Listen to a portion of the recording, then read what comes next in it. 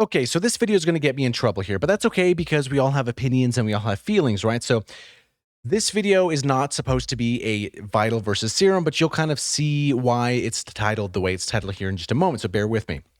Okay, so you've probably noticed that I have not put Vital on the rotation for voting for quite some time now, and there's a couple reasons behind that I think I should probably clarify here. So first things first, let's get all the positive stuff out there so we all feel good and happy and warm inside. So the first thing is Vital is free. You can't beat that. Hands down, you cannot beat a free synthesizer. That's really, really cool, especially for how much work goes into things like this.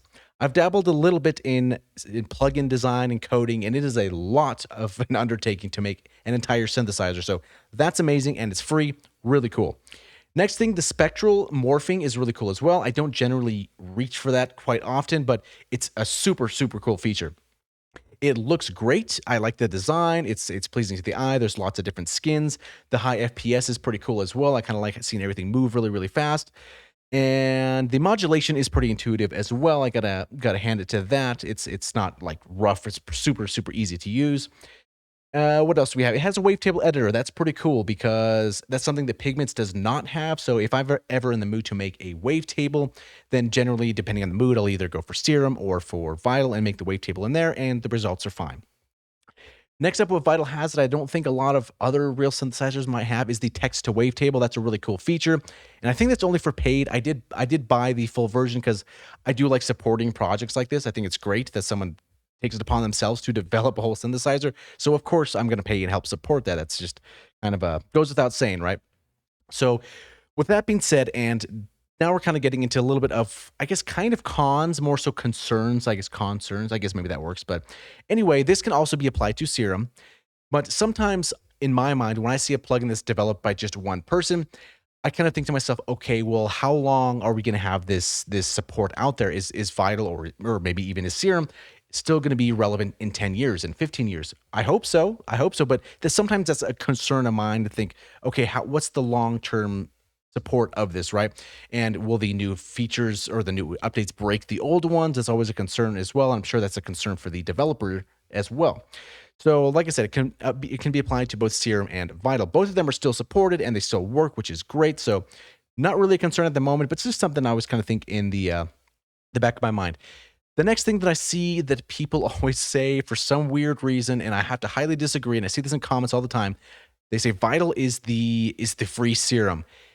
And no, it's not. I highly have to disagree here. Like, they are different synthesizers. Their UIs can kind of look similar, right? With the tabs, you have voice effects, Matrix Advanced. You kind of have oscillator effects, Matrix Global, which is kind of like Advanced, right? I can see where that's coming from, but they are different synthesizers, and they're going to sound different at the end of the day. Now, one thing that I think Serum does a little bit better in this sense is that when I'm ever making something in Vital, I like how the unison sounds, right?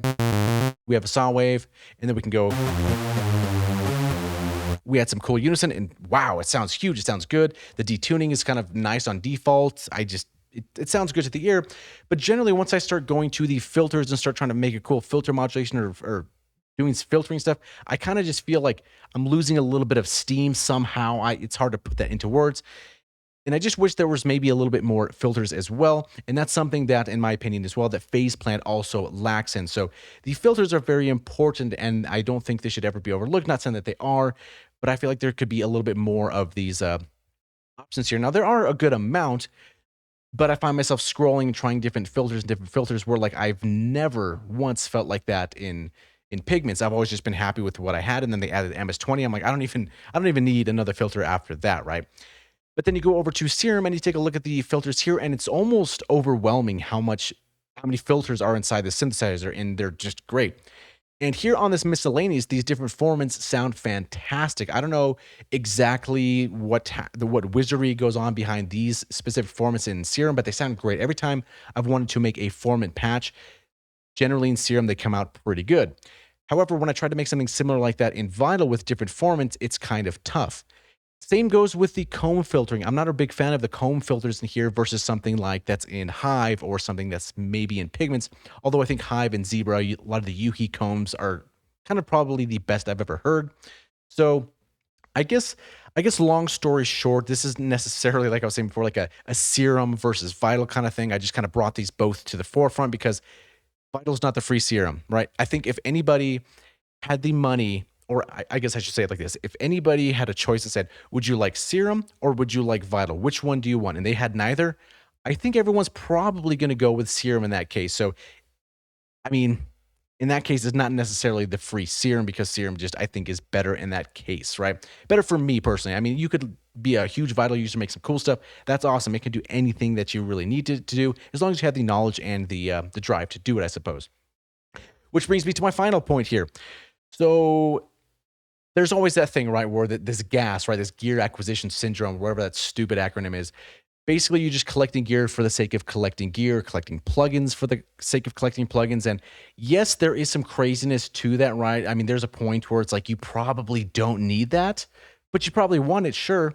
And sometimes that urge of wanting something might even spark some more creativity to make something that you otherwise could have made in a different synthesizer, but didn't, right? So this is kind of the thing where no synthesizer out there that I've ever used is the best one, right? There's ones that I favor over others because they have different features that I like. If I was going to need a text to wavetable, Vital hands down, right? That's just a cool feature. I like that. Wavetable editor, Serum or Vital, whichever one I'm feeling, right? If I'm going to go for a comb filter, I would pick neither one of these. I would go with Hive or with Zebra or something like that from Yuhi. Their combs, like I said, sound probably the best. Filters and pigments, they sound fantastic. Filters and faceplant, not so much. So it's kind of like you really have to figure out what sound you're going for. And if you know all these different synthesizers, know their strong points and their weak points, you can just use whichever one that you like the best in there, or whichever one performs the best in that specific category. So I guess that's kind of the overall arching thing, right? So the reason I don't really necessarily use Vital too much is because there's not really a reason for me to use it, right?